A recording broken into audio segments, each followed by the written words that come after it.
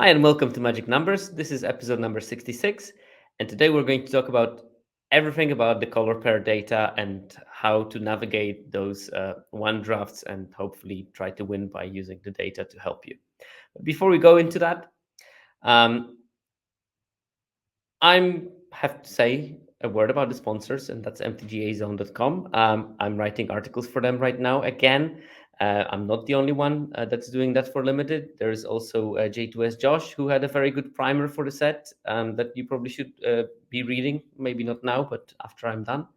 And if you're not into limited that much, there's also other formats that they look at, and there's great content on every basic aspect of magic that is covered by the arena. So go and check them out. And today, because I was lazy, I didn't make a preamble. It's still the same one from last week.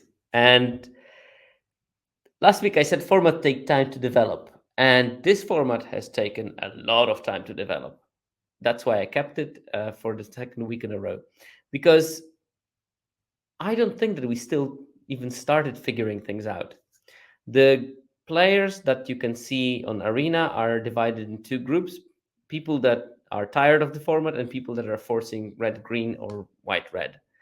And because how the rest of the Arena folk is drafting, and I'm going to show you the data that it's not the fault of 17 lens users, it's everyone else. But because of how people are drafting, it's very, very hard to actually figure out something new, because the colors where you maybe be able to figure out something new are overdrafted, and because of that, it's just too much of a gamble to try to draft them. And maybe once in 20 drafts you will find the seat where you can actually try to do something in black white, or not black white but like blue or blue green. But it's such a gamble to do it right now that I don't think it's worth it just yet. And because of that, it's very hard to actually figure something new out in this format so far. Right now, we're stuck in this weird loop where it's either trying to go oil aggro in red green. Maybe in some seats you can get actually a black white deck. Maybe in some seats you can get a green white deck. And also, white red is one of the more open archetypes. But the rest of them are just very closed. Even if you get like 6 good cards for a black blue deck in your first pack, the chances that you're open something that is suitable for that and it will be passed to you are very slim. So it's very hard to get out of those 4 dominant color pairs. Okay, with that done, let's look at some data. So first of all, I didn't look at it last week because the data was just still very preliminary, but now we have much bigger sample size, so we can look at the whether one is a two-color format, and it clearly is. 77% of the decks are two colors. Add 16.6% of the two colors and splash, and you got 93% of the decks that have two colors and maybe two colors and a splash. And then 6% of the other decks are either mono or three colors, and there's very little going on about that. So a clear two-color format, this one, and that's to be expected. It was designed as one, and it works like one. Even though there is some fixing present, I think that maybe it could have been a bit more dirtly if not for two things. One is speed of the format; it's still very fast, and the other one, the one green mana um, creature that can ramp you in mana does not fix you in mana, and because it doesn't fix you in mana, it's very hard to build those 5-color decks because you don't have your Jaspera Sentinel or whatever the thing was in Bro that was giving mana out of any color. So that thing is missing, and if that thing is missing, then probably 5-color decks are not going to be a thing. They will come once in a very, very long while, but it's not going to be predominant in the format, right? In terms of color pair play frequency, Gruul is definitely the most played deck by the 17 land users.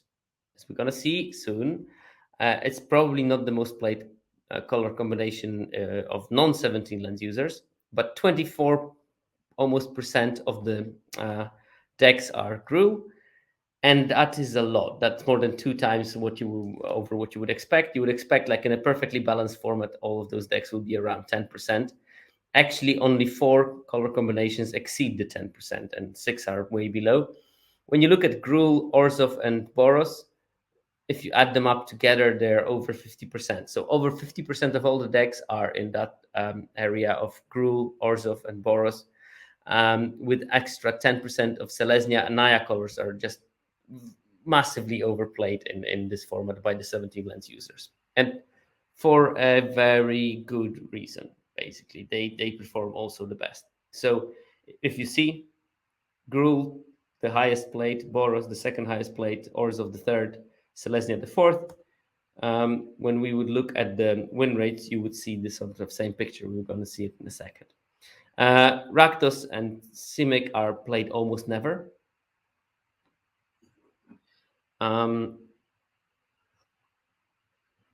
so there's definitely a space of going into those decks, but the question is, the fact that there's space of going into them doesn't mean that it's worth it. And we're going to try to explore maybe which colors might be the ones that are worth maybe dabbling into a bit.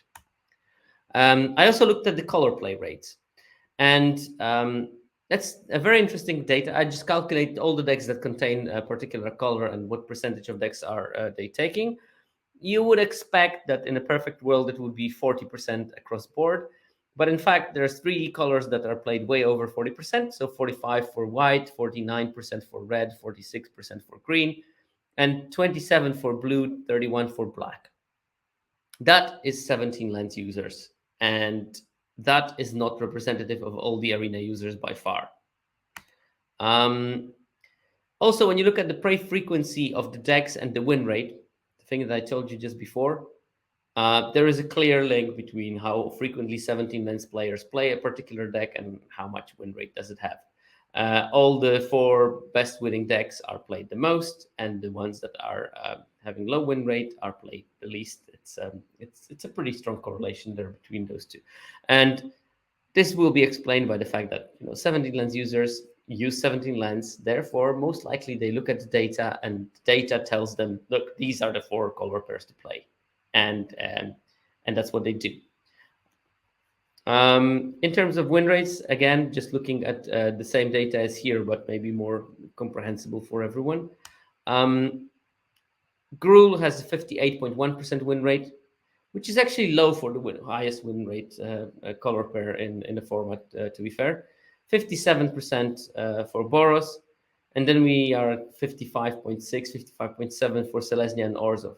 And these four are way above everything else. So I think Gruul and Boros are the biggest winners. Selesnya and Orzhov sort of tier 2.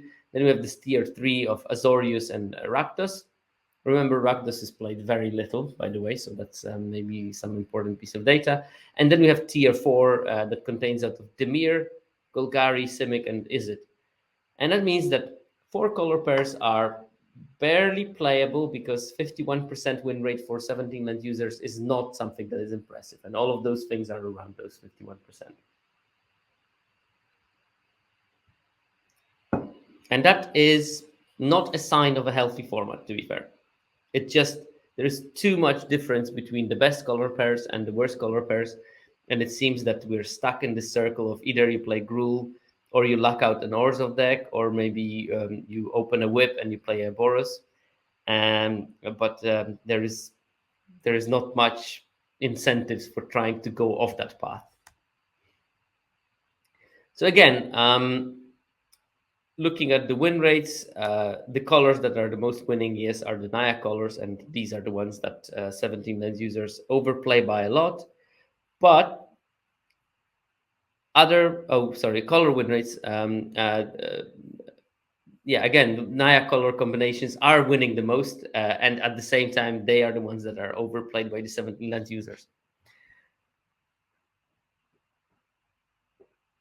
Mike Provencher is asking, I wonder if part of the discrepancy. Okay, I actually have to hide the comment of that I'm starting in 5 minutes. I'm not, I already started.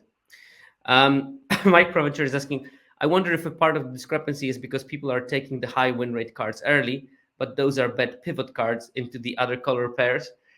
So when they don't get there in Naya colors, they play the decks they play lack cohesion and perform worse, lowering the win rates of the other colors.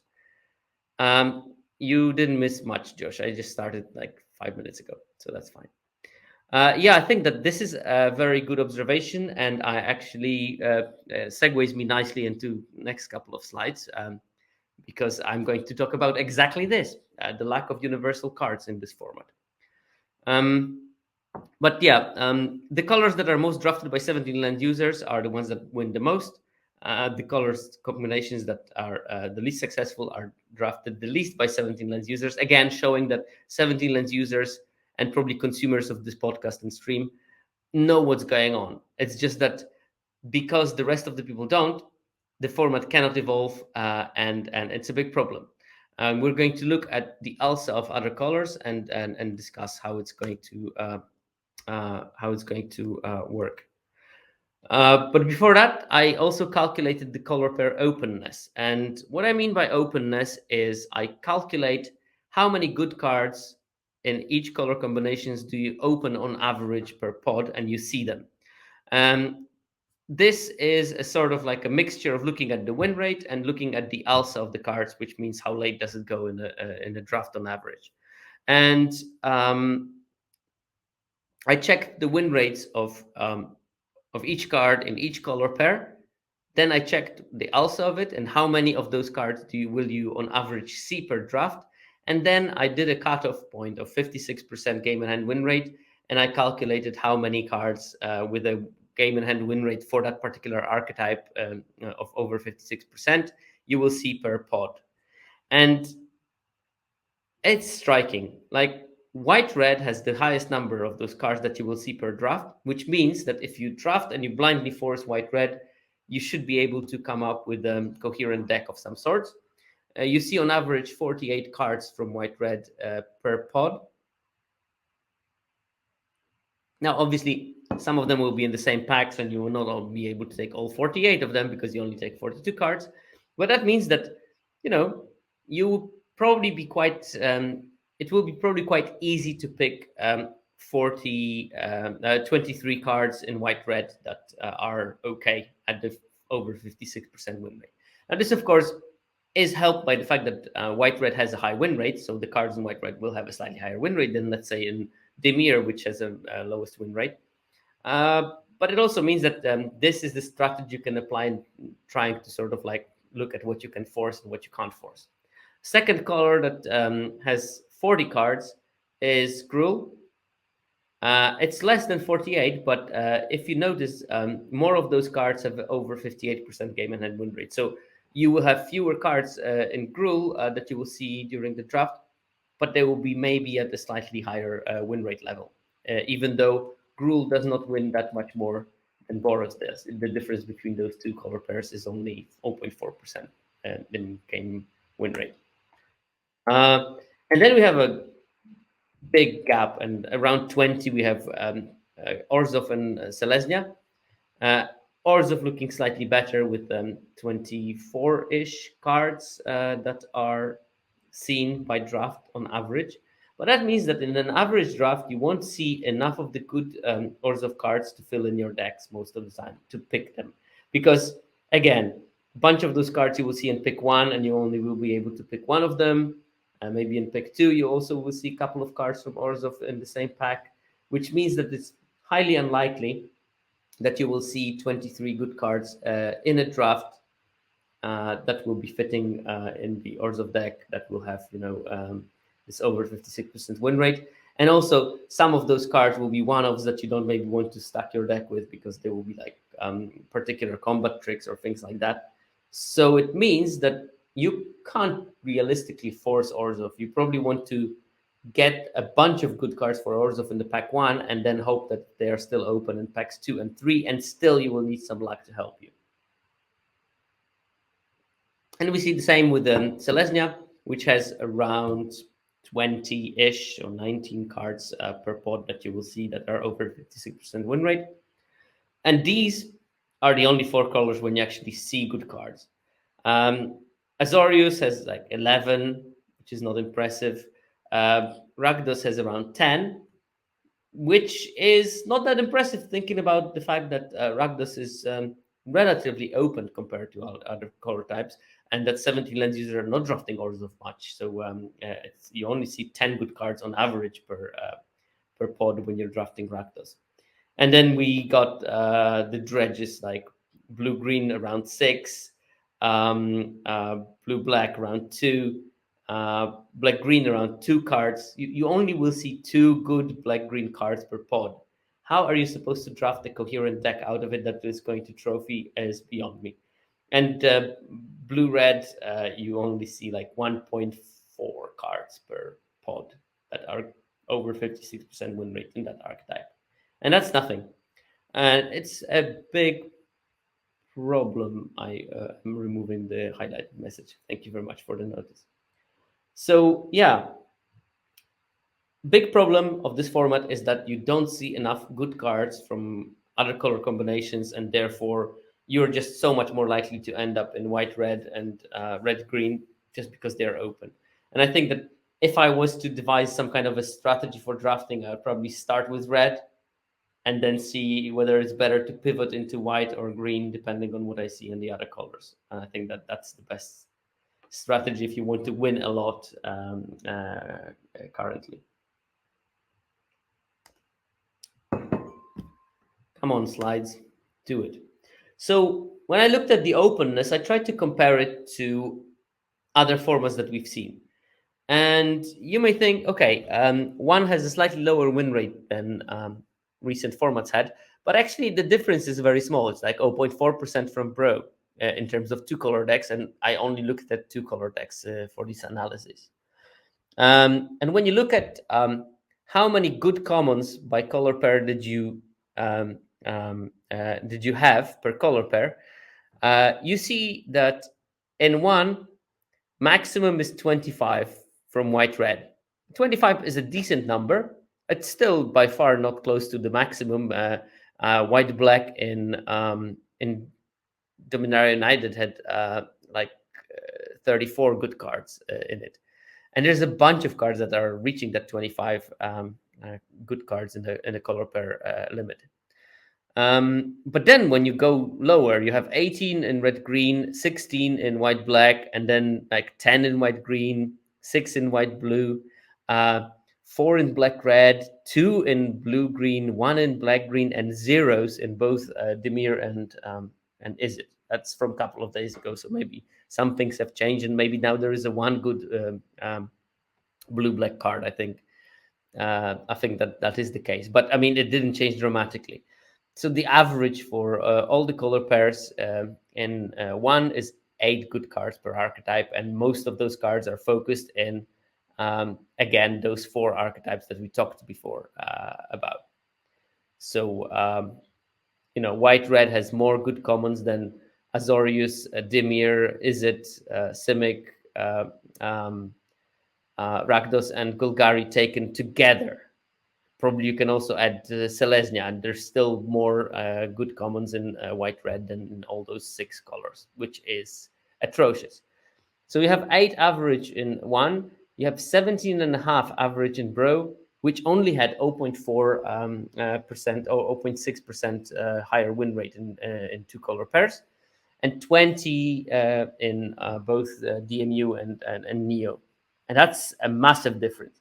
This means that this format is suffering from lack of good commons that can win games, which means that you have to hope to open good uncommons, maybe some good rares, in order to trophy, in order to have like a solid deck. Otherwise, you will have to fill in your deck with atrocious filler, and the quality of your deck will suffer. Another problem is cards in one are not exactly universal. Josh, I did not do this math with improvement when drawn. No. Okay, so problem is that the cards are also quite challenged in some colors and in some colors not. I made this graph, and this shows top 10 commons in each color. And looking at the win rates of those cards and alpha of those cards. So in this half of the graph are the cards that are picked early by the arena users. In this half of the graph, there are the cards that are picked late. And what I saw in this graph is that white cards have high win rates, but they are also picked very early, which means that drafting white is a risky strategy. It is, in my opinion, by far the strongest color in the set in terms of like objective card power in the vacuum. Uh, but because it's heavily challenged, you are very unlikely to get onto a coherent white deck. Red, on the other hand, has high win rates and high alpha, which means that the red cards are going quite late, which means that this is the color that is much more open than anything else. And as you can see from what the 17 land users are drafting, red is drafted at higher rate than white by 17 land users. And the cards are still very, very open, which means that it's the non-17 land users that are just absolutely hard avoiding red. And because of that, the red cards are open. And because of that, the 17 land users can parasitically pick those red cards. This to me means that red is not the strongest color. It's just very open. We're having the same situation as we had in Midnight Hunt, where Black Blue was a strong deck, don't get me wrong, but it was not the strongest deck in the format, but it was just very open in the first weeks, and people that knew what's going on just forced it shamelessly, and because of that, they won a lot of games. And as soon as that changed, because people decided that, Organ Hoarder is a good card and started picking it earlier, that balance shifted. And even though blue black was still a strong color combination, it was definitely not as strong as in the first week because there was a bit of a challenge. You were not guaranteed to get, all those good remove spells and all those good creatures late and get like, end up with 29, 30, 35 playables in your deck. And Cougar says there are way too many Rabbles slashes furnace still in packs late. And that is true. That is what I observed. And that's what the data is suggesting. Red is just very open. And, if red cards have sort of same win rates as white cards, even though they are wide open and white is quite aggressively picked, this means that white cards are better because even though white is challenged, you still get higher win rates in white, even though the 17 land users, and we go back again to that graph where you show what is the color play rates, even though the 17 land users are drafting white and red roughly at the same frequency, which means you draft the same color at the same frequency, even though it's less open, and you still get the same kind of win rates, which means to me, objectively, white is the best color. So if any of you drafts in the Pro Tour, and then maybe some Pro Tour competitors are going to be on the red because they are used from the arena that red was a strong color, they might be in for a surprise because I assume that the meta game in the Pro Tour is going to be more like people who know about data and who know what colors are open. They might go over optimistically on the red and leave the white just slightly more open. And because of that, your white decks should be stronger because the card power should be stronger in them. On the flip side of that, black cards are picked quite highly, not as highly as white, but quite highly, and black doesn't have a very good win rate, which means that arena users are picking black way over what 17 lands users themselves do. And because of that, black is notoriously closed. And because it's closed and the cards are not as good as white, the win rates are suffering quite dramatically. So we go back to the previous graph when you showed that black is played roughly 30% of the decks in 17 lands users. It must be way higher when you look at the general arena population. I'm reading a question from Mike Provacher. I'm just going to highlight it. Who knows what is there? It kind of feels like white commons are best in multiple decks. Duelist of Deep Faith is good in white black, white red, white green, but not as good in white blue. And because red is open late, you get your pick of the cards that fit in your archetype. Blue commons may not be bad, but are more polarized as to which archetype they fit well into. I think that is a very good observation again. I think that we are going to look a bit at that kind of data in a second. But the problem with blue is that it's open, it's wide open. But even though it's wide open, it still doesn't post really good results, at least in the common department. And actually, uncommons are not that much better in blue, which makes me think blue is just very, very poor as a color. And I get it, there's going to be good blue decks. I've played against some of them. I never managed to play it. I played a decent a blue white deck once, but nothing out of the ordinary. So once in a while they will come together and they will be solid, but most of the time they're just not. And I think that the point that Mike made, that blue commons are very specific for particular archetype, that most of the blue commons are actually multicolor cards, makes it that harder. Because yes, I get it. Yeah, some cards are really good in a particular archetype, but after pack one, when you sort of decided on two colors, you are then in the hands of what's in the packs. Because if out of those 17 blue commons, only four are good for your deck, if you just don't open any of those in your packs two and three, you're going to end up with a very substandard deck, or you have to pivot out of the blue, which also will likely lead to you having a bit of a substandard deck. And that's a massive problem, that those cards are so archetype specific. Come on, presentation. So to look at that exact problem, I looked at multi-archetype stars. And by multi-archetype stars, I defined those as cards that have a high win rate across multiple archetypes. And obviously, they are good picks because they leave you open. You pick a multi-archetype star green card, and you know that you can pick a white card, a blue card, or a red card after that, and still your card should be pretty decent. So they leave you open, but there's very few of them in this set, so it means they are that extra valuable compared to other formats. I looked at all the cards, all the commons. I didn't look at the uncommons, but I looked at all the commons in the set, in every single archetype and their win rates. And I looked in how many of the archetypes that this card is played in, it had a win rate of over 56 percent in game and hand win rate. And two cards from the whole set have a game and hand win rate of over 56% in four archetypes it's playing. And it's Basilica Shepherd and Planar Disruption. So Basilica Shepherd, the 5 mana 3/3 that makes two mites, that's flying. And Planar Disruption is the pacifism. These are the only two cards that have an over 56% win rate in all four archetypes. Now, this in part is impacted by the fact that almost no blue archetype has any cards that have over 56% win rate, and blue-white is clearly the best blue-containing archetype. But I think it's the best performing blue archetype because white is so strong. Because white is the most powerful color objectively, as I mentioned, and actually the synergies in blue, white are pretty decent as well. So I think that's what causes this.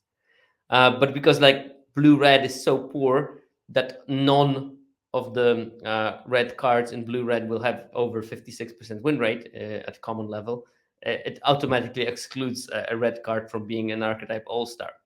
So I also looked at the cards that are having this game and hand win rate of over 56% in 3 out of 4 archetypes. And then I came up with a list of 9, 4 of which are white.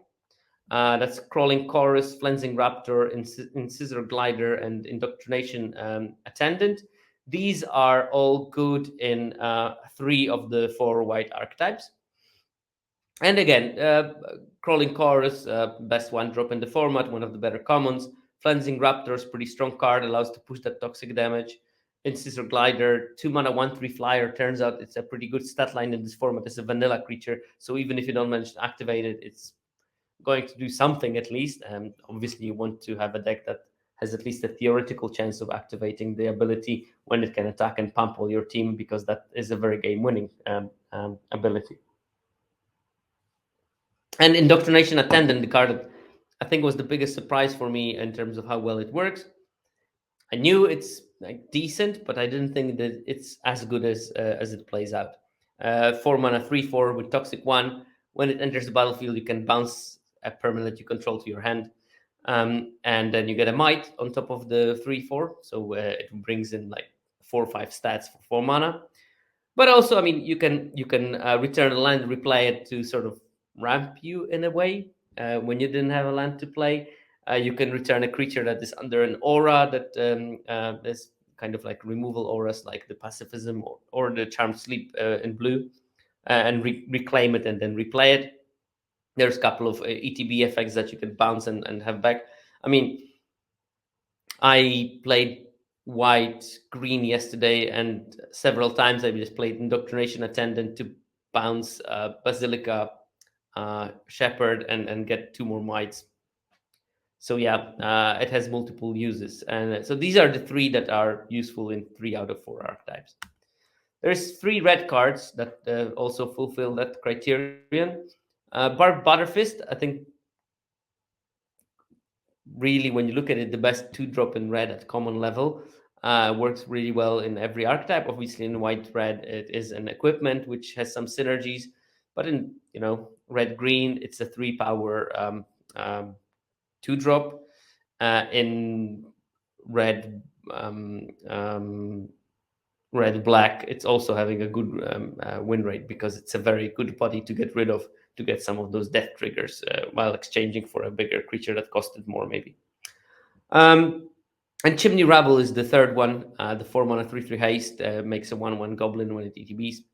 That card is just like, hasty. Someone said hasty scrapyard cohort. Makes 2 bodies, all of them relevant one way or the other, and it has really good win rates. Still not good enough to have over 56 in blue red, but it was very close. It was just like, I think, 0.1 percentage points off that target. So it looks like it's the best red common in the set in terms of how useful it is for different archetypes and its actual win rate. JPSN54 says Chimney Rebel only looks like a red-white card to me. Might have to readjust. To give you some context, where is my mouse? Come on, mouse. You can do that. Account card performance. So to give you some insight into it, red color, old X. In white red, clearly it's the best in white red. It has a win rate of 60.6 percent game and win rate in white red. But if you go to red green, it's still the best card, and the win rate in red green is roughly at the same level as in red white. It's 60%. So it's absolutely not atrocious in that color combination. And in black red, it's still 58.8 percentage points, which is the highest win rate of all the commons in black red. In blue red, it's still the best common, but it's only at 55.9% with game in hand win rate. But that's mainly because blue red is not so great, and it has like 1% higher win rate than the second card in the. There is enough data for black red now. There's been quite a lot of data played. Chimney Rebel has almost 8,000 games played in black red in 17 lands. And I know that it was a half joking comment, but I have to, by law, reply to it seriously. So we have 7 cards, 4 white and 3 red in this category that is over 56% win rate in 3 of the 4 archetypes. And we have still 2 more cards. One is green, that's Contagious Vorak, and one is black, that's Anoint with Affliction. And these are the really big outliers of for both of their colors. None of the blue cards has an over 56% game and hand win rate in more than one archetype, if even that. Fallout Boy 5000 says, I don't really get how Rabble is so good. So normally you have this effect for 4 mana and you get a 3/3 creature and a 1/1. Giving it haste means that it sort of attacks a turn earlier, which means that it sort of costs like 3 mana. And when you think about it, the effect of getting 3/3 and a 1/1 for 3 mana would be really strong. So that's the reason for that. It's not exactly the same as having it a 3-drop, because of course sometimes you will not get the 4th mana, but it makes a very good impression of it being that. Okay, so these are the 9 cards that are good in 3 archetypes, and there were 2 that were good in all 4 archetypes. just to give you an impression, I didn't make this analysis for recent formats. I did look only at white cards in Bro. And in Bro, there were 6 cards that have an over 56% win rate in all 4 archetypes. So only looking at white cards, there was more of those than in the whole set in one. And that means those sets probably had 15 of those cards that are good in every archetype in multiple colors, which means that you could stay more open in the draft and look for the right lane, and you wouldn't have to be gambling on a lane because you get a couple of good cards and you really want to protect them because you know that if you dirtle, you're going to be short on playables. And I think that this is the problem of the format. I'm pretty sure that in Bro there were cards that were good in 6, 7, 8 archetypes because Scrapyard Mud was good not only in red archetypes, but you could play it in white, green, and splash the red, or whatever color combination, and splash the red for the unearth ability, and you're quite happy with doing so.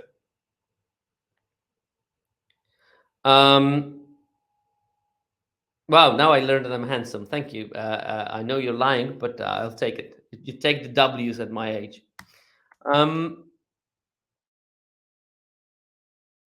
So again, judging by the fact that there are 6 of those semi-universal cards in white and only 3 in red and 1 in green and 1 in black, this again strengthens my notion that objectively white is the strongest color because it has the most universal cards. They are challenged, and that's why white is not dominating the format. But still, white red is the most open archetype of all the archetypes in terms of looking at how many good cards will you see per pod. And that makes it relatively clear to me that white is the place where you want to be, and especially when you are going to go to pods where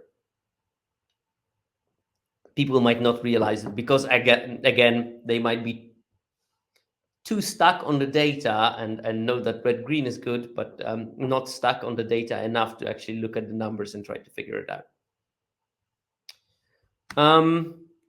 Okay, now we can move to the part of the seminar when I'm talking about the color pairs, the main topic of the podcast this week. Before we go there, let's look at the 2 cuts. So the 2 color uncommon draft signposts as MTG data Twitter account called them.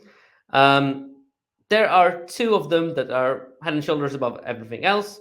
The Blade Hole War Whip, the white-red one that makes a 2/2 and gets the double strike, and the Cinderclash Ravager, the 6 mana 5/5 vigilance that pings everything for 1 minute ETBs and gets cheaper for every oil permanent that you control. So very often will cost 3, 4 mana or something.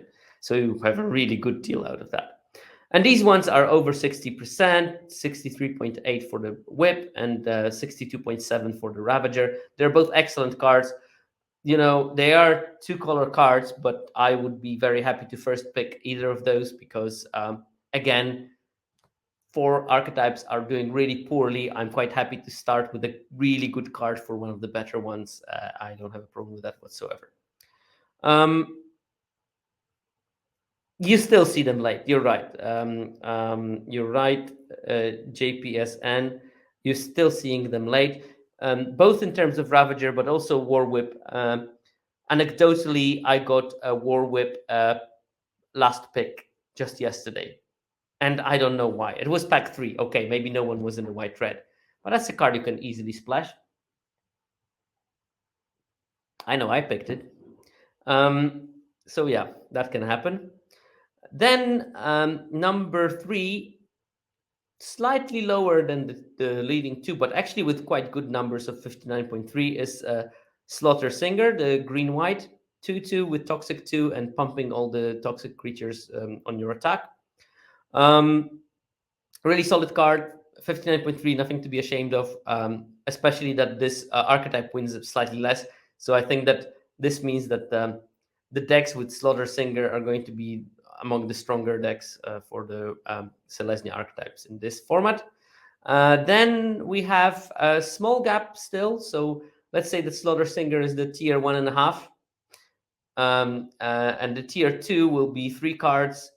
Charforger with 57.3, the black red 2/3 that makes a 1/1, and if things die, it sort of gets the oil counters, and at some stage you will be able to get a card out of it. Cephalopod Sentry, the blue-white 1/5 that X5 that has more power for each artifact you control, and at 56.4, Vivisection Evangelist, the 5 mana Orzhov one. That is a 4/4 vigilance, and if you have corrupted, it destroys a creature. This card, Orzhov, is the third most winning archetype, and yet Evangelist only gets there on spot number 6. I think that there's a conflict of this card. It's like you want to play an aggressive deck that plays things early, and then 5 mana 4/4 with vigilance does not contribute to this plan. I think that black-white decks preferably want to kill with poison damage. Again, the 4/4 vigilance does not do anything. I think that this card would have been actually better as a sort of evasive 2/2 with toxic 2. It would have been a much better card if it was that for the same mana cost than what it is right now. Because 4 damage does not contribute to your winning game plan. Of course, killing creature is great, but you won't always have that ability active, and because it won't be always active, sometimes you'll be forced to play it as a vanilla 4/4 vigilance. And since you want to kill with poison, you might be in trouble by trying to do both, attacking the opponent on both levels at the same time, and then finishing the game with 8 poison and 4 life, and you being dead rather than killing. The problem with the Vivisection Evangelist also is that it looks so powerful that people splash it very often. And I looked at the data, and actually the win rate in white-black is not bad at all. If you look at only the win rate in white-black, I'm just going to check it in 17 lens just to make sure that I'm not lying to you. Okay, color. It does have 58.6% win rate, which is slightly higher than what you see here. But it's very often splashed, and I saw the splashed versions of it are having atrocious win rates, so please don't splash that card. It's probably not worth it. Then we go still lower at 55%. We get Voidwing Hybrid. That's still good for the Dimir because Dimir is having really poor win rate. So if you want to play Dimir, you better have the Voidwing Hybrid in your deck. But 55, yeah, again, not super impressive for the Signpost Uncommon. Then we have to go really much more down, and we have at 53.5 the Necrogen Rot Priest, which is still a bit better than the average win rate for the Golgari decks, but 53.5%. That's not the win rate I aspire to. That's the win rate I'm close to being right now because this format has not been treating me well at all. But that's not what I aspire to. So I would be very wary about looking at that card. And then way in the back is Serum Core Chimera, the blue-green 2/3 flyer, and at 52% and at 51% Tainted Observer, the 2/4 for 4 mana with flying blue-red creature that maybe eventually will draw your card if you cast enough non-creature spells. JPSN, yes, hybrid in other formats would have been busted, but it's not in this format, unfortunately. So it's still, 55%. I think it's a decent number looking at where Dimir is, and Dimir is really low. And I've seen it doing really great things. I've seen my opponents playing it with success when they had enough proliferate synergies. It's just that those decks are really hard to build.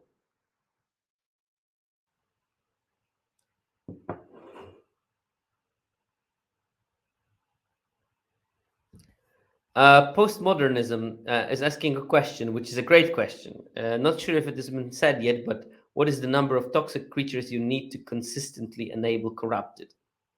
The answer is I don't know because we don't have the public data sets available yet. So I couldn't look at the deck composition and look at enabling corrupted and how much toxic damage is being dealt. I'm going to regret it, but I will have to look at it. And to do that, you need to go both to the game data, and you also need to go to the replay data to look at the number of toxic damage being dealt in the game. and it is going to be, I know, a nightmare, and 5 people in the world will care about it, but I'm interested myself, so I probably am going to try to do that kind of analysis. Um, so yeah, I mean, we definitely have like three really poorly performing signposts. We have three really well performing signposts, and we have like this four of them that are well in the middle. So postmodernism, I think that it's not only the quantity, but it's also the quality. I think it's going to be so much easier to enable corrupted when you have the one drops, for example. And you can see that in the data that those corrupted toxic one drops are really high quality real estate in this format, in best of one at least. Right, so now we're going to go through all the archetypes and we're going to look at the key commons and key uncommons. And I did the same for both commons and uncommons. I look at the best common, that is not the best common. Hidden Gem, a card that I selected because I think it performs surprisingly well, or maybe it goes very late and it performs well. So something for you to watch. And it's a trap card, which goes early or is played a lot, but has really poor numbers. And starting with the Azorius, I'm just going to go in the Wooberg order. The best common is Basilica Shepherd at 58% win rate. The card is solid. As I said, one of the two cards that are the best, that are over 56% game and hand win rate in all four archetypes with white. Nothing to set. I mean, you got three bodies for 5 mana. It's a 3/3. You can bounce it. It is evasive, so it can win combats. The mites can do some toxic damage, which might be helpful. In blue white, especially, the mites are two artifacts, so that activates some artifact synergy. Great card altogether. My hidden gem, and I think it was maybe number 3 of all the commons in the color combination, is Chrome Prowler. That card goes late. The down cat, the 3 mana flash, 3/2, and when it ETBs, tap target creature and opponent controls. I think that this card has so many uses in this deck. It lets you survive by playing it and tapping something before attacks. But you might actually let your opponent attack, drop it, and activate your eye on your turn, make a 4/4 and block with a 4/4, eat something when they didn't exactly expect it. It's, of course, an artifact, so it helps with the synergies. The 3/2 body actually can do something. Imagine a situation when they attack you, you let them attack, you drop the Prowler, you activate the eye, you block something, and the tap ability of Chrome Prowler you use on something that was left to block. They lose the blocker, they lose a creature. It's a big swing in the game, and the card's 56.5% win rate as a common is really solid, and it's still very open, and you can get access to it quite a lot. And the trap I picked is Duelist of Deep Faith, which is a really good card in some archetypes. In white black, it has a very high win rate. In white green, it has a very high win rate. But in white blue, it's just a bad card that is going very early. If you look at the alpha of it, it is blah blah blah. I have to scroll some. Where is it? List of the Deep Faith. Alpha of 3.66. That's on par with cards like Flensing Raptor, which is also not performing very well in this format. It's actually picked higher than the Basilica Shepherd, and it's not doing well. If you want to play a 2-drop in blue-white, you play Mandible Justiciar. Mandible Justiciar is actually a really solid card. It's not only good in this color combination, but it's also decent in white-red. So don't get it stuck that it's solely a blue-white card. But Justiciar being the 2/1 with a lifelink that grows for every artifact that enters the battlefield this turn. You definitely want to pick those Justiciars over the Duelists when you play white-blue. But of course, in most other white decks, you want the Duelist of Deep Faith, which again makes it so difficult to draft in this format and stay open, because you pick a couple of Duelists of Deep Faith in the first couple of packs, and then you sort of know that you have a substandard 2-drop collection for your blue-white deck, which means that you probably want to, at least attempt to be white-black or white-green. And because of that, you lose that kind of flexibility in the draft. Okay, these are the commons. Are there any other notable traps in this at the common level, or maybe notable good cards? Let's look at them. Glistening Seer is performing really badly in that archetype, the O3 that scries. It only has 49.9% win rate, and it's good in other archetypes, so maybe look at that a bit less favorably when you want to play blue-black. Skull bombs are not doing very well in here. The blue-white one is doing pretty poorly at 51.2. The blue one is actually probably the best home for it of all the color combinations, because the blue skull bomb in this format has actually a solid 56.6% win rate. So I think that's the only archetype that wants the skull bomb, but it wants a particularly the blue one to be playing. Barbarian of Mars, thank you very much for the Prime sub. I very much appreciate you taking your one Prime sub and wasting it on me. That is absolutely awesome. What other cards? Malcatter's Watcher is actually good in this format, so that's probably when you want to keep it. And Scissor Glider, even though you probably don't want to play that Toxic, just good as a 1/3 flyer that is an artifact.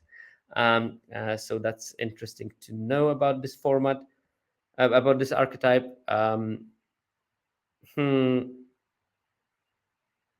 Meldweb Strider, the card that had some hype before the format was released, is doing pretty poorly. So maybe that's just too slow for the format. And also Orthodoxy Enforcer, which looks like a card for that deck, not having stellar numbers with just 51.4. Orthodoxy Enforcer, that's the 2/4 with Vigilance for 4 mana that gets +2/+0 as long as you control 2 or more artifacts. Turns out it's not enough to make it a good card in this format. Okay, let's look at the next slide, which should have the uncommons. And you will see that as a theme, if the color combination is white, the best uncommon in that color combination is the Annex Sentry. That is not the Signpost uncommon. Annex Sentry is an exceptional card. It's absolutely phenomenal. The win rate of 62.7 in this archetype that has, the average of, 55 or something. That's really solid. It's an artifact. It does the thing. It has this accidental toxic. It blocks well. It does basically everything you want, and you should pick it really highly. It's better than most of the rares in any white archetype. It's just phenomenal. So I can sing praises of that card. So we will not focus on it anymore. It will appear on every slide that has uncommons and white for the reason. But the card I wanted to talk about is the Swooping Lookout, because this one actually surprised me by quite a lot. It has a really, really solid win rate of 58.4. It goes pretty late, and it's good not only in this archetype, it's also pretty decent in a couple of other archetypes. But I would strongly suggest you to think about this card, because it turns out that the 1 mana 1/2 is actually good in this format. And this is the 1 mana 1/2 that never taps out, but always does some chip damage. And even if you draw it later, it is a sort of artifact synergy card. It will activate your Eye of Malcator. You can pump it with your what's the name, Unctus Retrofitter to make it a 4/4 vigilance. So yeah, many things going on for that card. Its alsa is 5, so it will wheel like 30% of the time probably, and it has the 4th highest win rate of all the uncommons in the set for that deck. It has a higher win rate than the Cephalopod Sentry, the Signpost uncommon. Other cards that do well in this, Unctus Retrofitter, great card, just below Annex Sentry, so bomb status almost for an uncommon. Bladed Ambassador, Unctus Retrofitter is the one that makes some artifact into a 4/4 when it ETBs until it leaves play. And it's a 2/3 toxic 1 for 3 mana, which, Generating 6, 7 of stats for 3 mana is really good. And again, imagine playing this and making your swooping lookout into a 4/4 vigilant flyer. That looks great. Also, you can make the 1/1 into a 4/4, the 1/1 vigilant flyer into a 4/4 vigilant flyer, the one that draws a card when it dies. They need to deal with that retrofitter and in a way that kills it. So, like white decks will have a problem because they only have pacifism effect, for example. Bladed Ambassador is also good. Cephalopod Sentry is still good. Ossification is good. Atraxa Skitterfang is pretty good in that archetype. Obviously, an artifact. Tamio's Immobilizer is a card that also goes really late. So that's the Icy Manipulator variant. Has a quite high win rate. And Hex Gold Hoverwings, the equipment that makes it sort of free to flyer, but also pumps all the other equipment, is pretty good in this format. Any particular traps? Apostle of Invasion. I think that people who track 17 lands know that this card is not good, but it still has a very high alsa and it has a 48% win rate. It's just atrocious. Doesn't work very well. Veil of Assimilation. That's the 2 mana white artifact. When it ETBs or another artifact ETBs, it gives a creature +1/+1 and vigilance until end of turn. I've played against decks that were utilizing it very well, and I lost those games. But I guess in many decks, it's just going to be a do nothing or win more card. And one card that is doing pretty poorly and is picked quite highly is the Trawler Drake. The 3 mana 1/1, well, 0/0 with 1 oil counter and gets +1/+1 for each oil counter. Whenever you play non-creature spell, you put an oil counter on it. It turns out that you probably don't want to play that many non-creature artifacts in order to trigger it sufficiently. And yeah, I guess it just doesn't make it. So JPSN54 says that they had 2 of the, I assume, Vial of Assimilation in an 18 artifact deck, and it was insane. And yes, I think that there are decks where this card is going to be absolutely insane. It's just that on average, it's not going to be great, and you have to think very hard if you want to play it or not. I'm pretty sure that there's going to be a bunch of trophy decks in that category, but there's going to be some decks where this is going to be pretty poor. You have to think carefully. It's the same thing as you probably have to do with the Eye of Melkator, which are going to be insane in some decks when you can activate it on every turn that you have it in play. And maybe with Cats, you can also activate it on your turn and you get that flexibility. Those decks is going to be fantastic. In some decks, it's going to be relatively poor. Right, let's move to the next archetype. I'm just going to just quickly look at one thing. Okay. Next is white-black. Top common for the archetype is Anoint with Affliction. Now, this is like the one outlier black good common. And you know, this is probably the reason why black is overdrafted, because that card looks so insane that people just force black, and turns out that it's just overdrafted, and it's drafted way too much given its power level. We saw that on the previous graph. A bunch of cards with low alsa in black that have a poor win rate, and that solitary Anoint with Affliction, which clusters with the top commons in the format for some reason. Well, not for some reason, for a very good reason. The card is just busted, but the rest just doesn't help it enough. So I picked this. Oh, I didn't pick this. Best common is picked for its own merit. Hidden gem, I picked the Stinging Hive Master. It has a decent win rate, and maybe it's the card that goes slightly later than other cards in that color combination, because it has alsa of around 4.7. So you will wheel it 20% of the time, but it will go like pick 5, 6, 7 in that area. And it has a solid 50, almost 58% win rate. When you look at other cards that have similar alsa, we also have Crawling Chorus, but I think that people that use 17 lens data know that Crawling Chorus is a great card. Actually, just after Anoint with Affliction, we have like a nice flock of Crawling Chorus, Basilica Shepherd, Flensing Raptor, and Planar Disruption.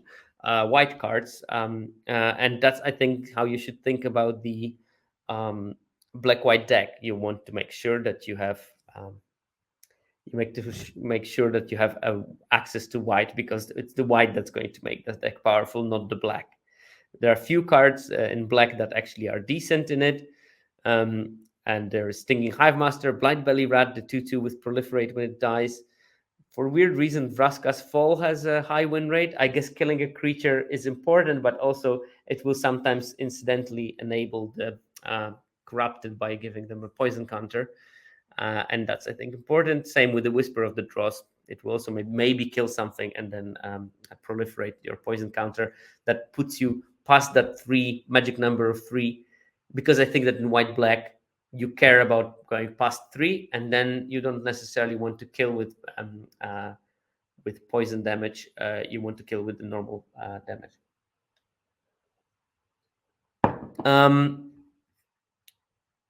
What are the traps? I selected Pestilent Siphoner as a trap. Now, if you look at it, the game and hand win rate 55.2 is not that much lower than the Stinging Hivemaster. But I think that most people, me included, would think that Siphoner might be actually a more winning card because it's evasive. It has toxic. It can do that, couple of toxic damage and pushes you through the corrupt stage. But turns out that the card just doesn't put enough numbers on its own. And it's picked relatively highly. I think that the ALSA of it is blah blah blah. Let's look at it. ALSA of around 4, which is roughly the same level as Basilica Shepherd. And clearly, Basilica Shepherd has a much higher win rate. So if this card was going maybe later and you could pick it at pick 6, 7, 8, 9, 10 maybe, it would be great. But because you have to sacrifice an early pick to put it in your deck and it doesn't do much, and it has a problem of being a card that really wants to kill with poison, because it only has 1 power and it gives 1 toxic, so it gives twice as much relative toxic damage as it does real damage. It means that it might get you through the corrupted, but then it becomes slightly useless unless you do something with it. And maybe in the versions of the white black that really want to focus on killing with poison, this card will be great. But in the decks that want to kill with normal damage, it's going to be problematic. It's much better to have the turn 2 Blightberry Rat and maybe turn 3 Flensing Raptor, do the poison damage with the rat by kicking it in the air and actually doing more normal damage, and then getting corrupted via Flensing Raptor, and then you're quite happy to play your corrupt payoffs and kill with the actual normal damage using maybe, Incisor Glider or something like that.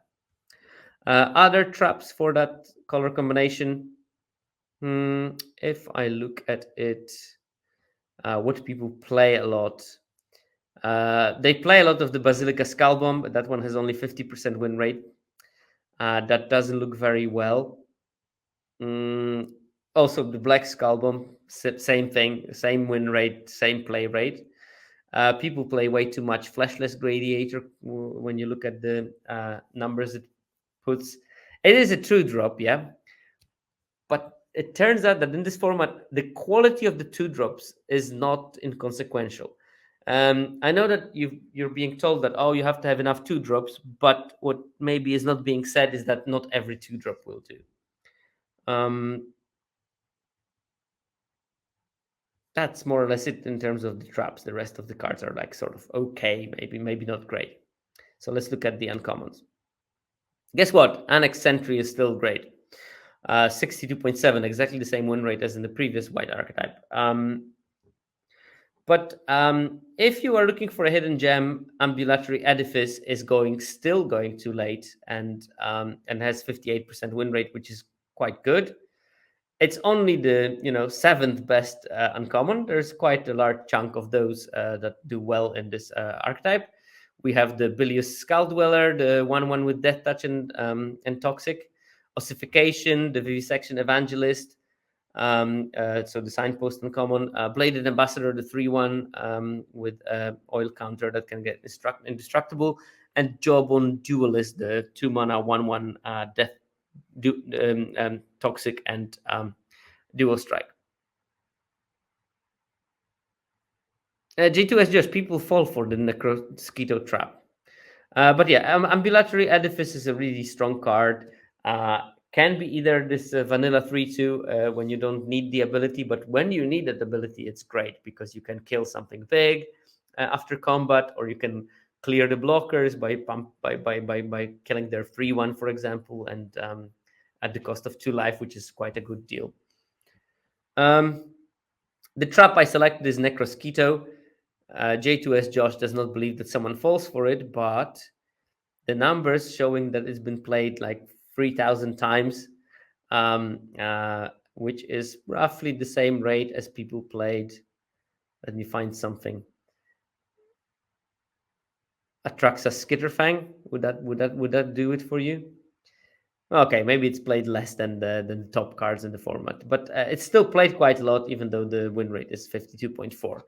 And I think that Necrosquito has decks that it can be good and has games that it can be really good, but it's played way too much. If I would select another card at the level of Necrosquito, is the Ravenous Necrotitan, the 4 mana 6/6 with Corrupted. Whenever it enters the battlefield, you sacrifice a creature unless you have Corrupted. This is played even more frequently than Necrosquito and has the same win rate of 52.5 roughly. Chitterling Skitterling is also a card that has a really poor win rate at 53.5. Yeah, that about it on in terms of the traps.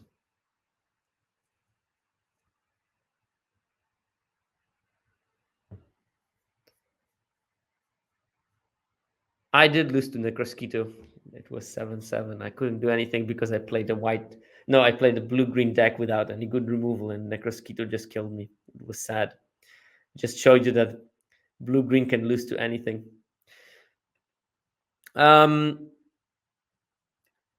Love Seer says, do you think it's fair to say arena data could be particularly skewed in a set with a clear weakest color given the peculiarities of arena draft?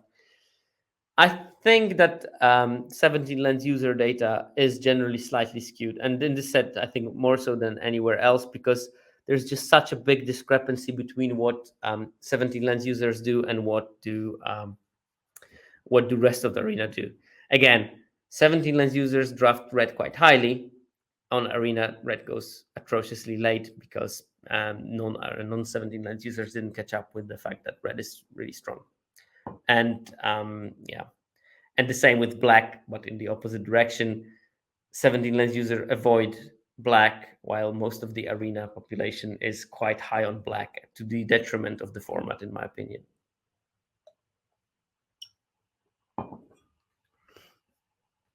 Okay.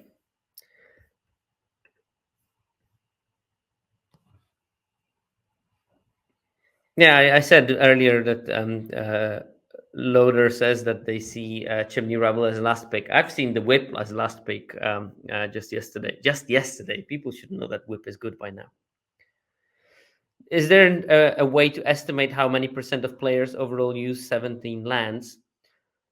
Players know, but how many games are logged in? What percentage of games are logged on Arena? There are ways. I don't want to do that because I don't know if that wouldn't be frowned upon by WotC or something.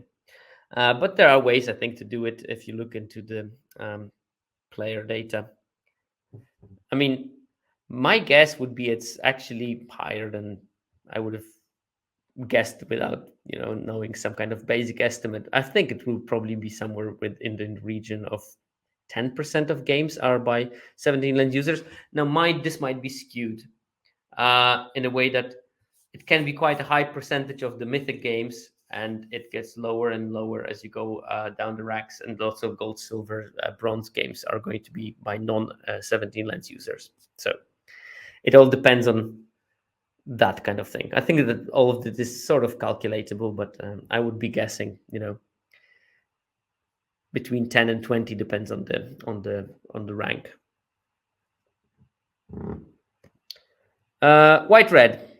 So key commons, and again, this is going to be a nice feature of the red decks.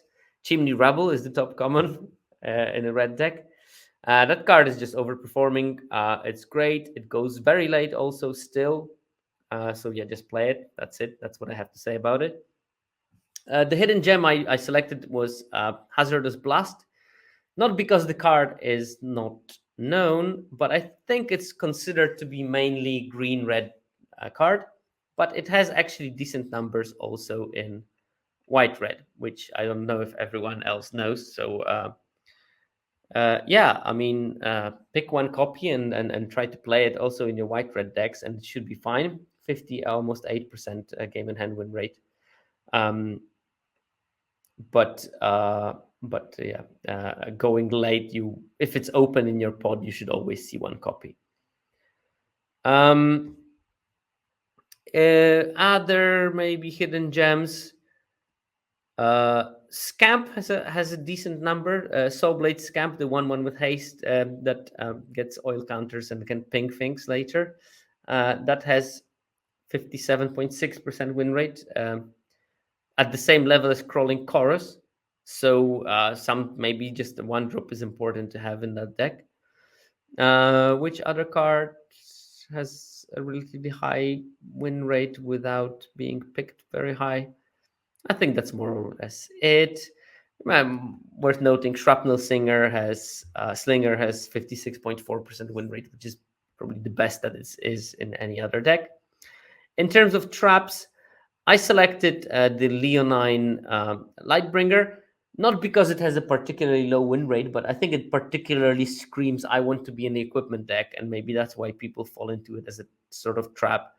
It doesn't have a high win rate. It's 53.6. There is probably like 30 better commons in that archetype than this one.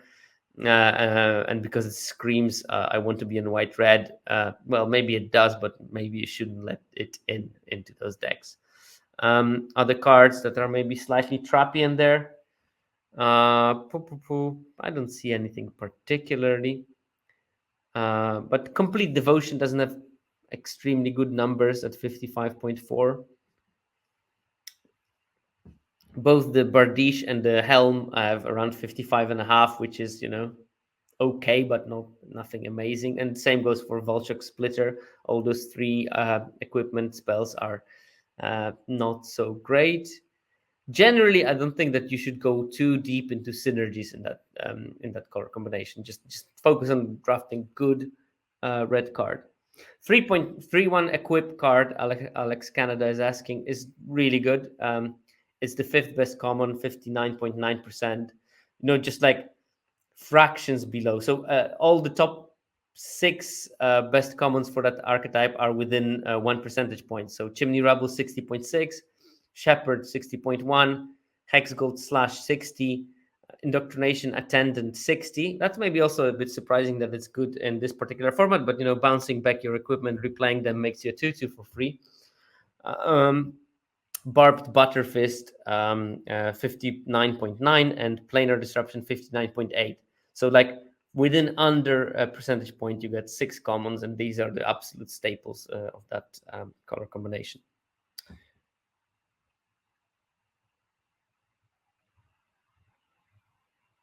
The 2/3 Menace that makes your equipment cheaper and can equip for cheaper is better than the Leonine, what's the name? Leonine Lightbringer. Not by like super lot,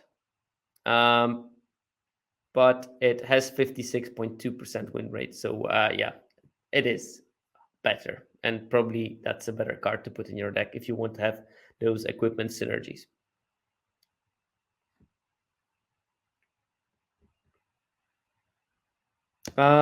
Okay, the uncommons. Traditionally, Annex Sentry is the best when you have white in your deck at 64.5. Actually, it is not the best, really, because I think that the best win rate at 64.8 is actually the signpost. But I said I'm going to skip the signpost for this analysis and focus on the non signpost card. But still, 64.5 is sweet. The hidden gem I selected is the Furnace Punisher, 3 mana, 3/3 with menace, some trinket text that occasionally works, a 59.5% win rate. That's still below, it would be not even in top 6 commons for that set, for that archetype. But it still goes relatively late, and the body is good. Uh, I don't know. It doesn't trap me. I just see what people are playing, and I'm saying that Golem is a trap because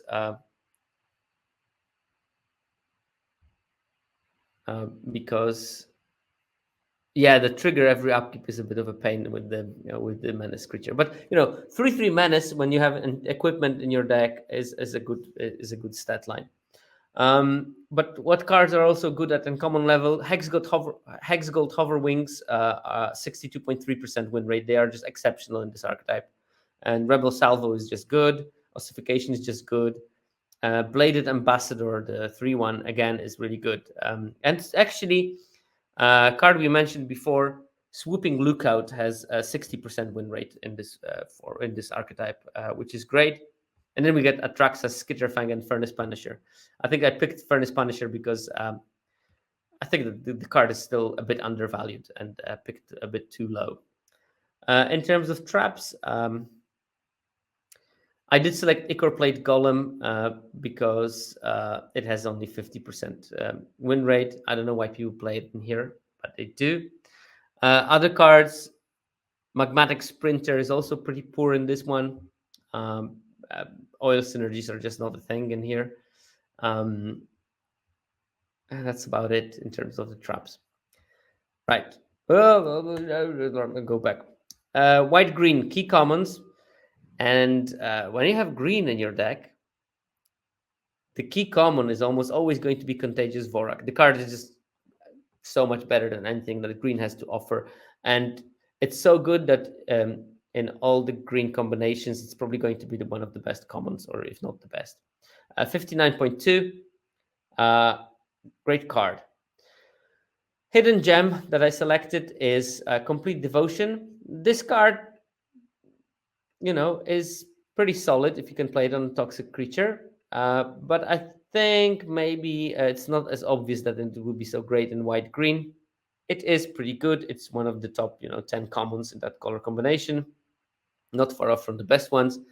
Best things: Contagious Vorak, Flensing Raptor, Basilica Shepherd, Planar Disruption, Crawling Chorus, Indoctrination Assistant, all the standard ones. And then we have Ruthless Predation and Complete Devotion, a couple of removal/combat tricks. Complete Devotion goes relatively late. You want probably one in your deck, and you probably always be able to get one. But if you're thinking about cutting it, win rate is very similar to Ruthless Predation, which I assume many people will think is a better card. So that's why I picked it as a hidden gem. A trap, Mandible Justiciar. This is a part of my theme of not every 2-drop is good in this format. I know that you need 2-drops, but put the right ones in. Mandible Justiciar is a 2-drop that has a 52.5% win rate, which is just not good. Don't put it in your deck. Other maybe cards that are slight traps. Adaptive Sports Singer is being played quite a lot. It has 51.4% win rate. So no.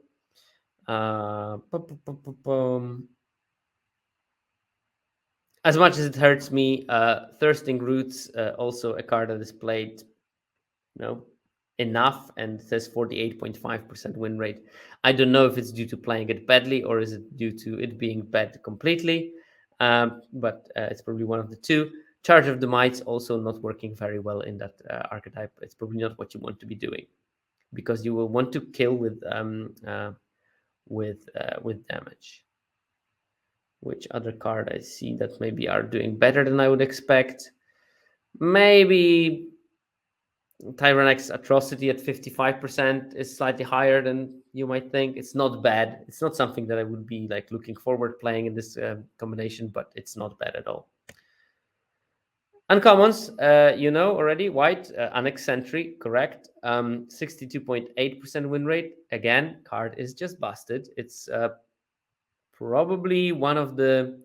It's probably the most mythic uncommon in this set because it does well in every single archetype it plays in. It's a flexible card when you pick it early because you can still decide which flavor of white you want to be in. It's just great. Hidden gem. I don't know if it's so very well hidden, but it still goes relatively late. Silvok Battle Chair 57.5, which is a very workable win rate. It makes it, does it make it below top 10? Oh, it shouldn't be in the top 10 of the. Uh, yeah, it's in the top 10 of the uncommons. Um, Worth noting, evolving adaptive is probably not doing is probably the worst deck for it in terms of how well it performs. It's only 58% win rate, below Slaughter Singer, below Ossification, below Canker Bloom, um, below Viral Spawning, which was a slight surprise. So if you want to play Viral Spawning, white green is the deck to play at 59% game in hand win rate. And below Infectious Bite as well. So there's a bunch of cards that are above Evolving Adaptive. Battle Chair and Tyvar Stand is also one of the cards that goes slightly later and has a decent win rate of 57%. In terms of traps, what did I select as a trap? I did Venomous Brutalizer. This card is just bad. There's no other way of putting it. It has poor numbers in most of the archetype it plays in, and its alpha is just insanely low. So it's picked above Viral Spawning, above Conquer Bloom, above at the same level roughly as the Evolving Adaptive, and it has numbers that are way below any of those cards. You will have to sacrifice an early pick to pick something that is pretty bad in this archetype, and it's actually even worse in some other archetypes. So avoid that card, possibly if you can. Okay, blue black. I mean, generally blue black. Avoid the color combination unless you have a very good reason to play it, because it is the least winning color combination that you have in the format. Still, Anoint with Affliction does relatively well with 56.3% game on hand win rate, removal spell. I selected a hidden gem, but diamond is a gem, but so is quartz. And I think that in this particular case, it's more like a quartz type of a gem than a diamond. Vivisurgence Insight at 5 mana, draw 3 cards and proliferate. It has a 54.1% win rate. That is, if I remember correctly, third or fourth fourth best common in this archetype. And the two above it are Experimental Augury and Gitaxian Raptor at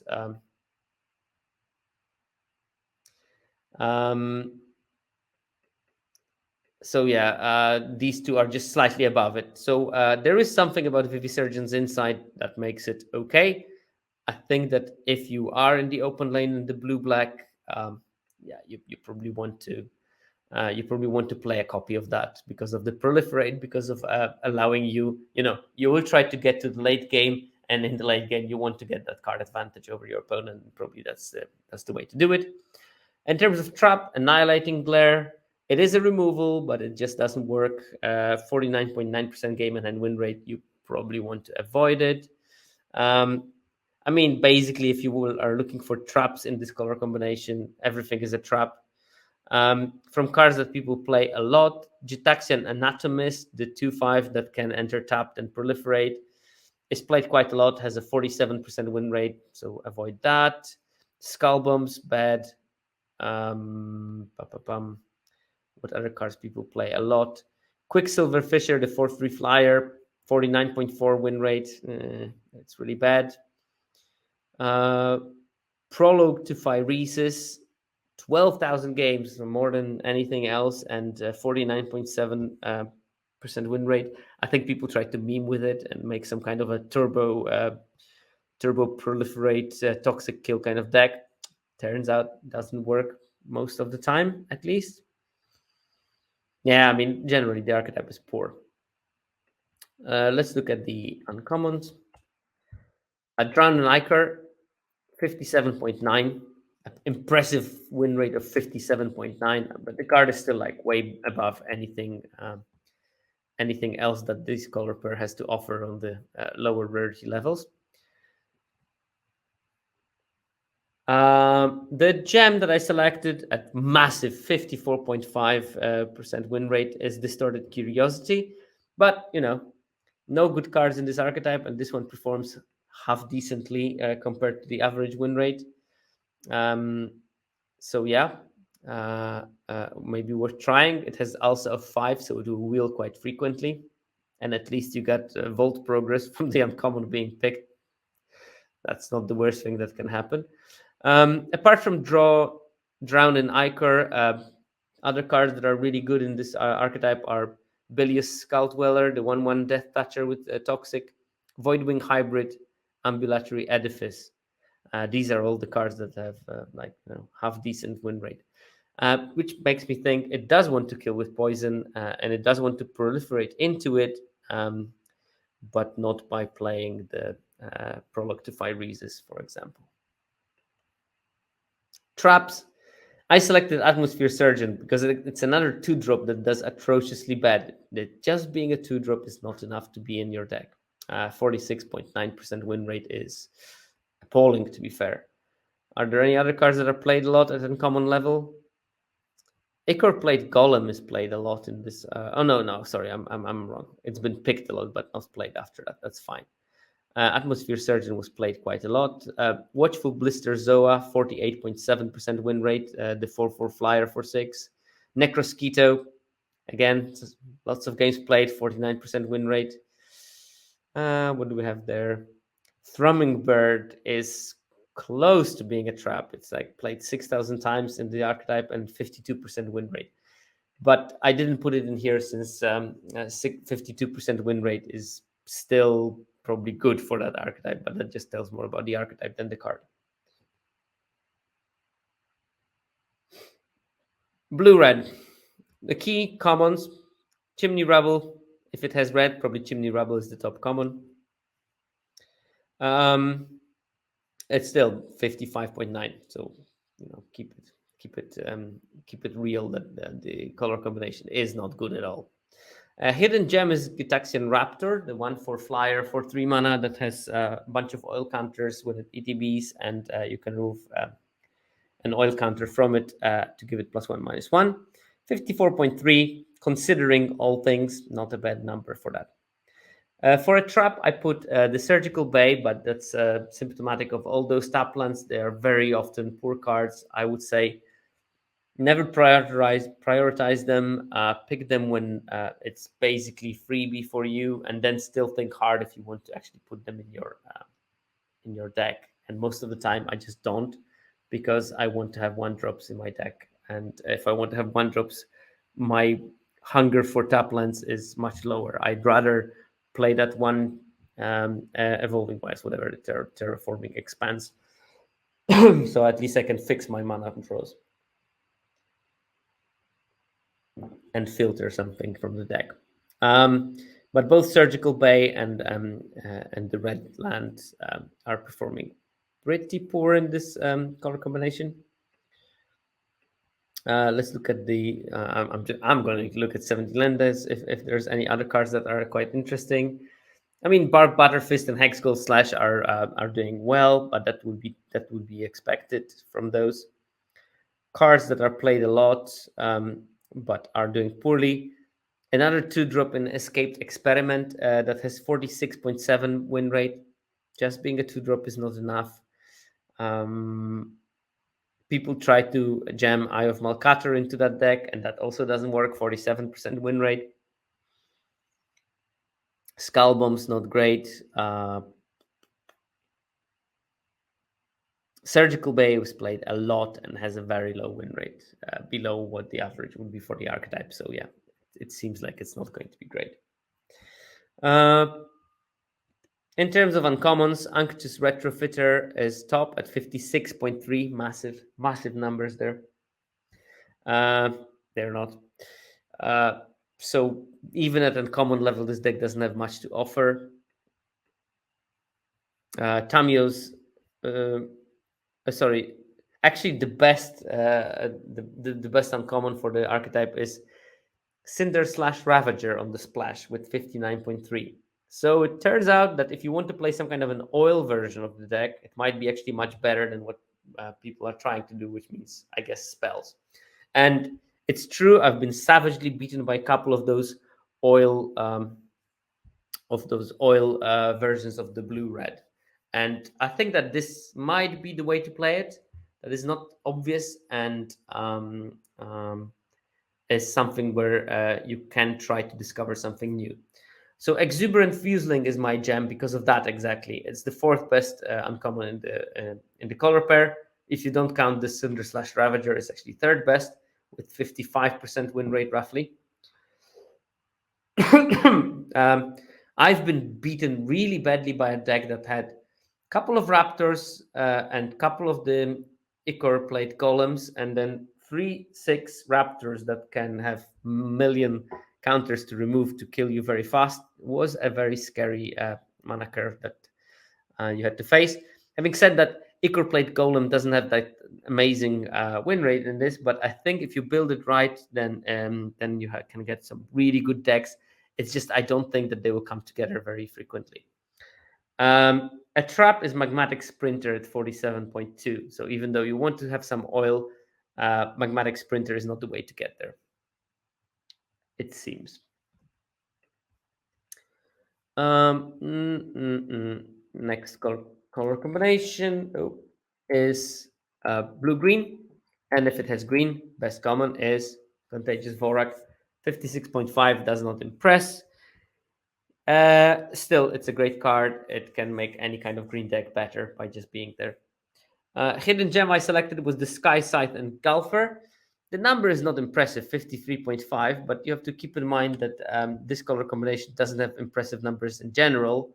And it's worth noticing that this card is considered, probably rightfully so, as a really bad card. But it seems like in the blue green, maybe it gains some kind of advantage because keyword big is exactly what that color pair wants to have.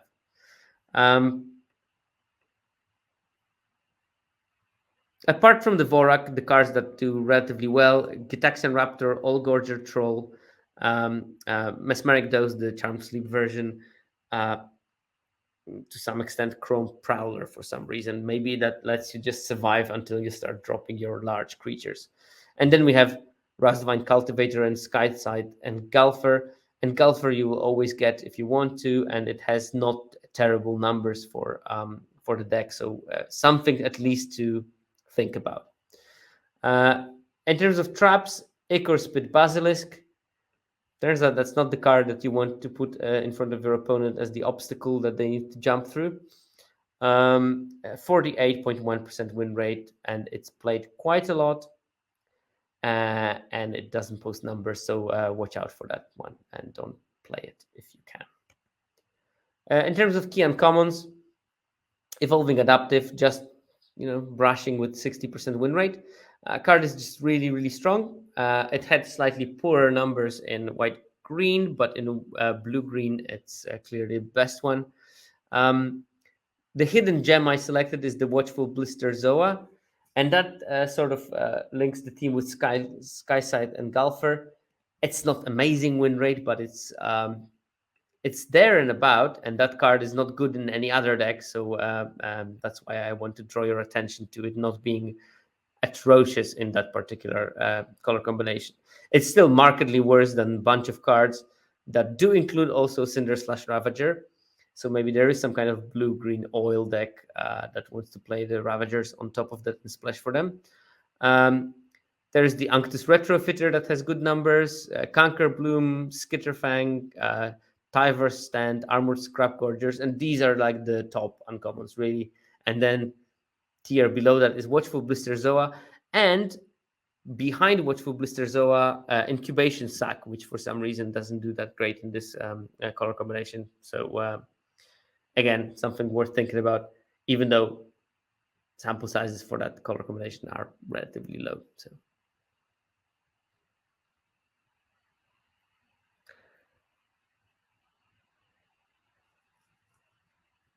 Okay, so uh, trap, I selected Thrumming Bird because it just has really poor numbers in this deck.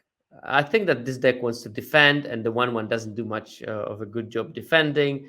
And then maybe in the late game, it would be good to put some oil counters on stuff. But then in the late game, it should be good without the Thrumming Bird. So maybe that's the reason why it's not doing particularly well.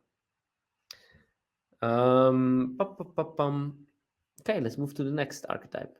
Oh, wait, I'm going to check if there are any other obvious traps that I see. Viral spawning is pretty bad in this deck because you probably don't want to do toxic damage. And you remember, viral spawning, if you don't have corrupted, is not Call of the Herd, it's just Center Courser. Paladin of Predation, not great numbers, even though it's keyword big, which should be okay. Tainted Observer, the signpost uncommon, is also not doing really great. So, yeah.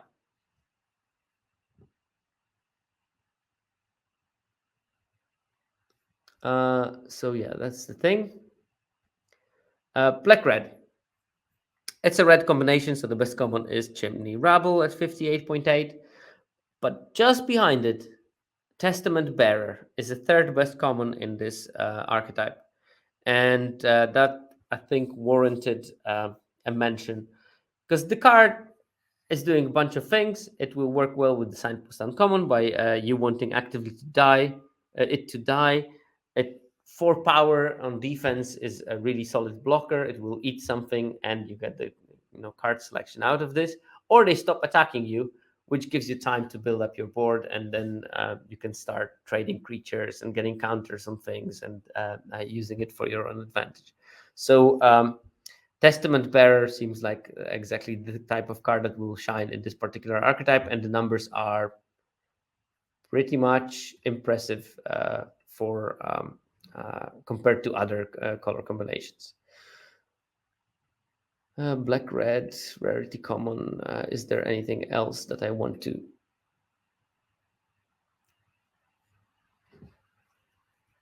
So yeah, Hex Gold Slash is the second best common, and then it's Testament Bearer after the Chimney Rebel. Then we have Barb Batterfist and Cruel Grimnark that Mike Provencher noticed in the chat. That's a 6 mana 5/5 with Death Touch, and when it enters the battlefield, each opponent discards a card, or if they can't, you gain 4 life. 56.2. That's an interesting number for that card, and I don't know exactly how it's used as a top end of some sort, I assume.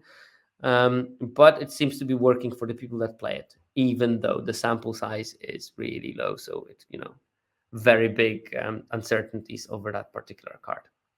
But yeah, Grimnark could easily be also as a hidden gem. But I think Testament Bearer has more sample size and more solid numbers. So I'm more confident on talking about Testament Bearer here.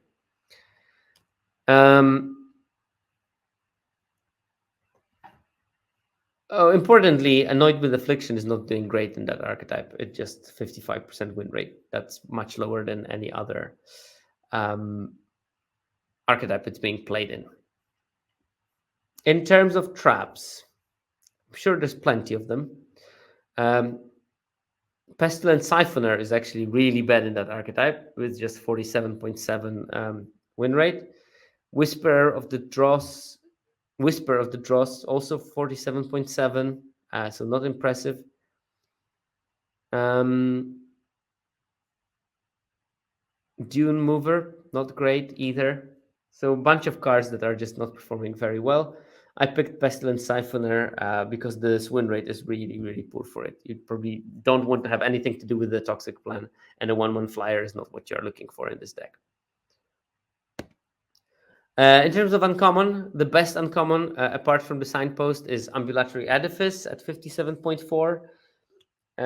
Magmatic Sprinter was shown as a trap in many archetypes, but here it actually shows that some promise. It has 55.7% game in hand win rate, and that is good for that archetype because that archetype has a relatively low win rate on its own. So yeah, watch that card. It might be better than you think.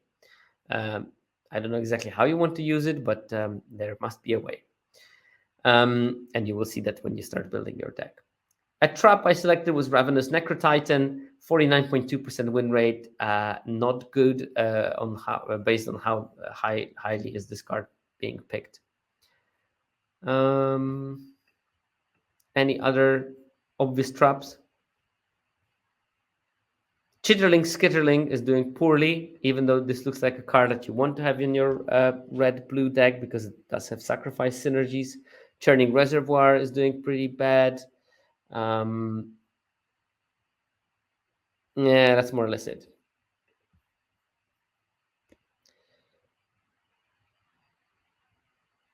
Black green key commons, and surprisingly, it's not Vorak, which must be in number 2, but it's Anoint with Affliction that is the top best common in black green.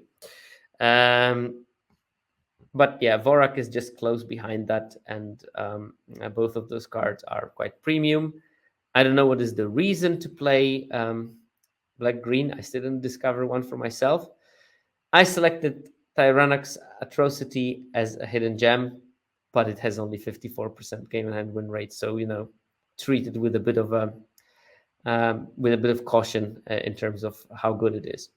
And a big trap for that archetype, I think that trap that many people can fall into because that card, for some reason, has appealed to a bunch of people I've seen. Plague Nurse, the 4 mana 3/4 with Toxic 2, and it can, for 3 mana, give each creature you control with Toxic another Toxic 1 until end of turn. And this points me that Signpost is not great, Plague Nurse is not great. You probably don't want to kill with poison damage in this archetype because probably you can't because your only one drop is at uncommon, and that's really tough for toxic decks if they don't have this one drops on board early. Are there any other traps that I noticed? Skull Bombs, as always. Adoptive Spore Singer is doing really bad. Ichor Spit Basilisk, another poison creature, doesn't do very well. Actually, that's the problem with the black green. Domino Man, blue Skullbomb and blue white deck is not a trap. It's a real card and should be played quite highly. But apart from that, most of them are pretty big traps. Yeah, but I think that generally archetype is a trap because it just doesn't have any kind of identity. It's bad in doing poison damage, but because there are so many poison damage cards in it, and the Signpost Uncommon is a poison card, it also is not very good in killing it with normal damage, and that's the biggest issue that this archetype has. In terms of key uncommons, Drown and Ichor, 58.5, best uncommon. It's just a good card on rate. I selected Necrogen Rot Priest as a hidden gem because it doesn't do terribly, and it goes quite late, but that doesn't mean it's a great card. The win rate is only 54.9, so I think Alex Canada, that's one of the reasons that to play it.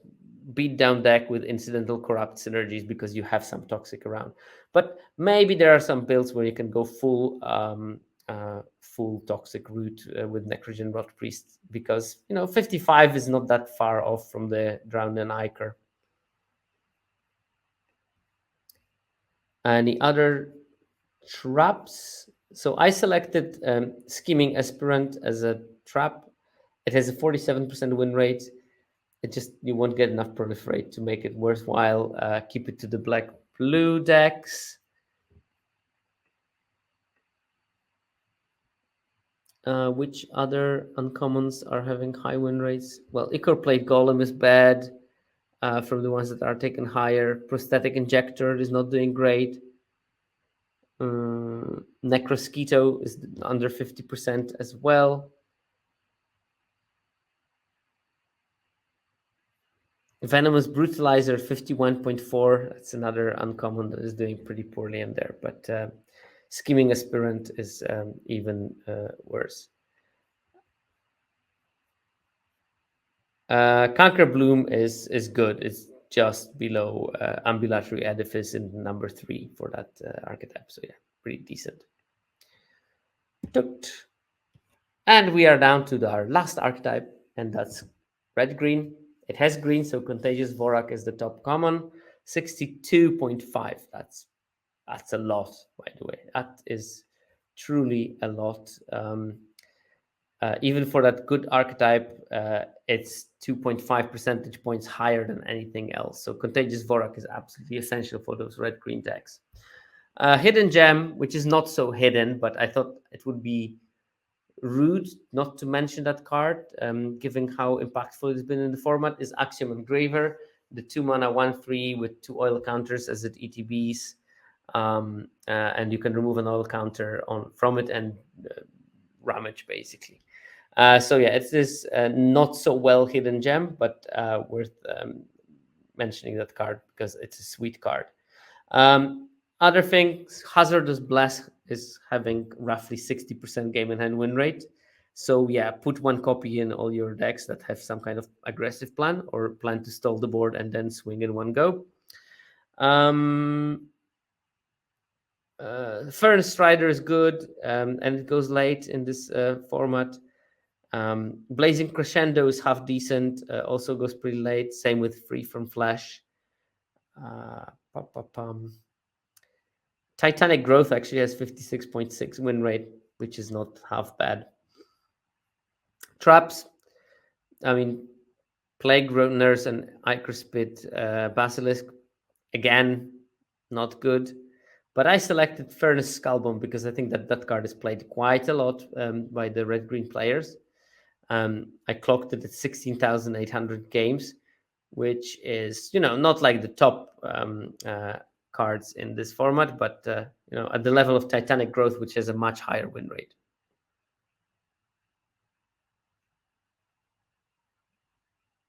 Mike Provencher says, I expect Furnace Skullbomb might be okay in oil-heavy blue-red deck.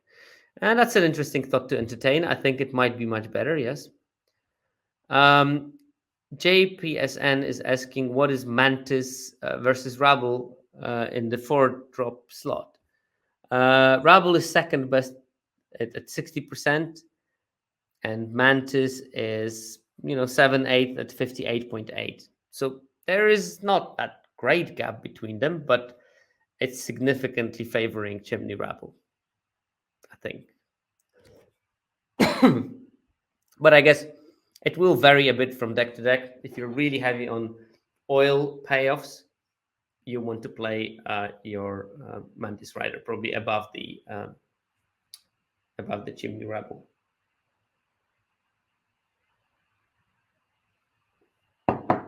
Oh, just before my voice goes off. That's good. In terms of uncommons, Evolving Adaptive 63.3. But when you think about it, that's not far off the Contagious Vorak in terms of game and hand win rate. But yeah, card is excellent. 63.3 is great numbers. So that's one type of the builds, more aggressive when you want to have your Evolving Adaptives. But there's also a grindy version of red green, and Incubation Sack is, to quote Alex, aka Court of Calls, Incubation Sack is nuts, which is true on many levels, many levels. 60% game and hand win rate. You want to play it in those slower versions of red green. I very often have sack 2-drop, 3-drop, and then I start activating the sack until either I run out of counters, maybe keep 1 if I have some proliferate, or it gets killed, and then I just blurb out my hand of other cards that I accumulated. No, Josh, I can't elaborate on those levels, as you well know. But you can put it in your set review. And it's a trap category. I put the Venomous Brutalizer again, because maybe this is the card that sort of people might think, oh, Gruul would want that because it smashes, because it's a 4/4 mana. But turns out not the right kind of 4/4 mana. 52.8% in this archetype is not good at all. Any other? I mean, obviously, the best uncommon is actually the Cinder slash Ravager, but it's just marginally better than the Evolving Adaptive. I mean, I wouldn't see a difference between those. Other cards of mention worth mentioning: Armor Scrap Gorger, Canker Bloom, and Rebel Salvo are just really good, all of them.